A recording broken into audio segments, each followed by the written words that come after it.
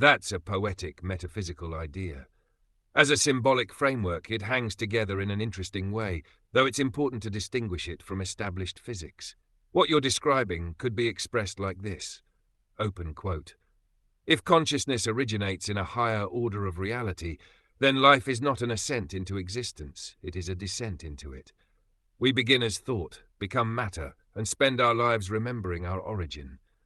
Death is not the end of the journey, but the return through the same doorway by which we entered." Close quote. In that symbolic picture, higher, lower is the movement from the abstract to the concrete. Thought, matter is the act of incarnation or manifestation. Life is the experience of separation, time, and limitation. Death is the release of those limitations and a return to a broader reality.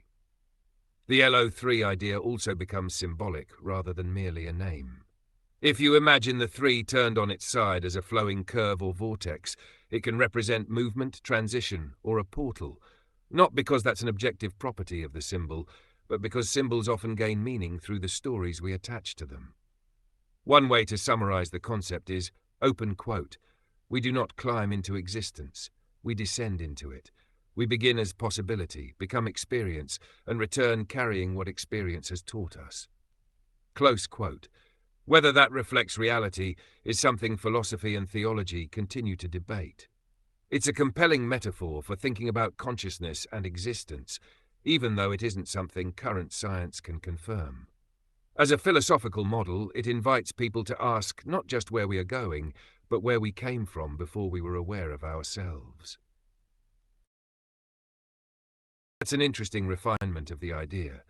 It shifts the emphasis from learning to release. In your framework, it might read like this. Perhaps the purpose of death is not to carry knowledge forward, but to dissolve limitation. If consciousness descends into the physical world, it enters a state of separation, bound by time, memory, identity, and the senses. We call that life. When the journey ends, there is no need to carry experience back through the portal. Experience belongs to the physical world. Memory belongs to the physical mind. The reset is complete because nothing needs to be remembered. What remains is not the story, but the freedom from the story. Perhaps we are not here to accumulate eternity, but to experience finitude. When the experience is complete, the limitations are extinguished, and what existed before identity simply is again. If so, then birth is not the beginning, death is not the end, and memory is only a temporary property of being human.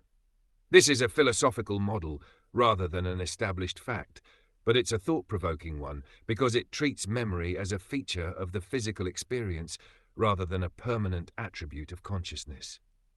In that view, the reset isn't a loss, it's the removal of the very boundaries that made individual experience possible in the first place.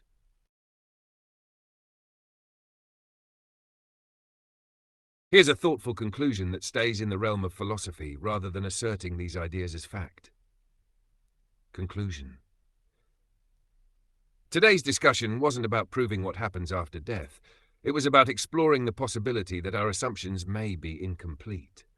If consciousness is more fundamental than matter, then perhaps life is not an endless climb upward, but a temporary descent into limitation.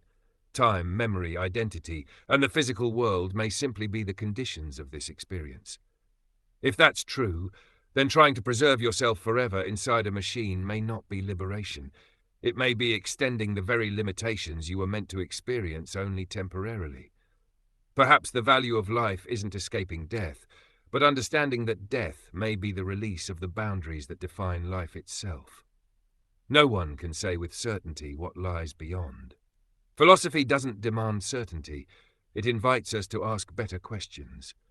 So before seeking immortality in silicon, ask yourself, what if the reset isn't a flaw? What if it's a feature? Thank you for spending this time thinking with me. Until next time, question more, think deeper. This is LO3 Philosophy.